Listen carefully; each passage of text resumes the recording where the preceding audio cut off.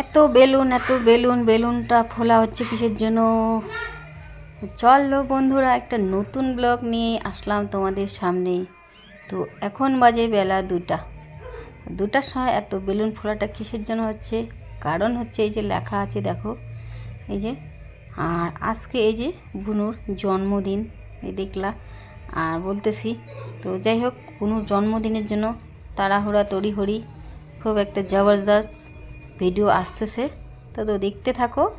তো এই ব্লগে হচ্ছে কেক কাটাকাটি শেয়ার করব না, কারণ কি অনেক লম্বা হয়ে যাবে ব্লগটা।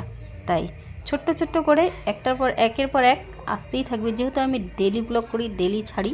তো এর জন্য পরের ব্লগে কেক কাটার ভিডিও আসবে। তো যাই হোক, এদিকে আমি দেখো এই যে রান্না বসাইছি, রান্না বসাই দিয়ে এই যে রসুন ছুললাম, সবজি টবজি রান্না, আগে সবজি রান্না করলাম, তারপর ভাতটা বসাইছি, কারণ আগের ভাত ছিল সেটাই খাইলো, আর তরকারিটা আগে রান্না করলাম, কারণ হচ্ছে ভাত কাকার খিদে লাগছে, আগে খাবে এই জন্য। তো ভাত রান্না করার কথা ছিল না, তবুও একটু ভাত শর্ট পড়ে গেছে, তাই আমি এখন ভাতটা বসাইলাম। আমরাই খাবো এখন এই জন্য। তো ভাতটা যাই হোক, তরকারি রান্না করতে করতে আমি রসুনগুলো ছুলে নিলাম, আর আধা কেজি রসুন।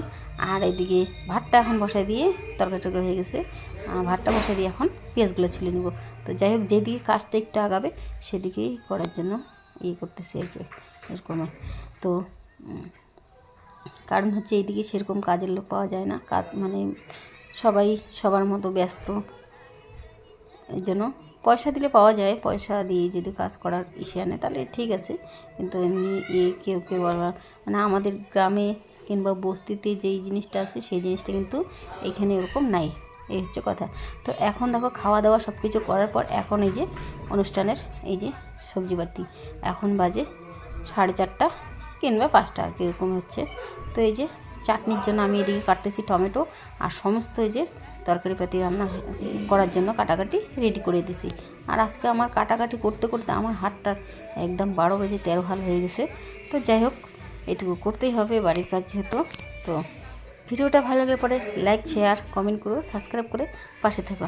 আর এই যে বার্থডে গার্ল খালি এইখানে বসে ওইখানে বসে, তো যাই হোক, ওর আজকে বহুত একটা ইসের দিন।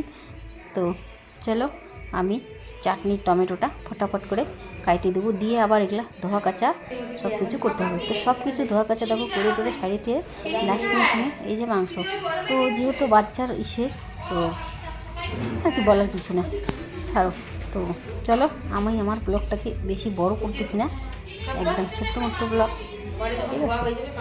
চলো এখানে ব্লগটাকে শেষ করো।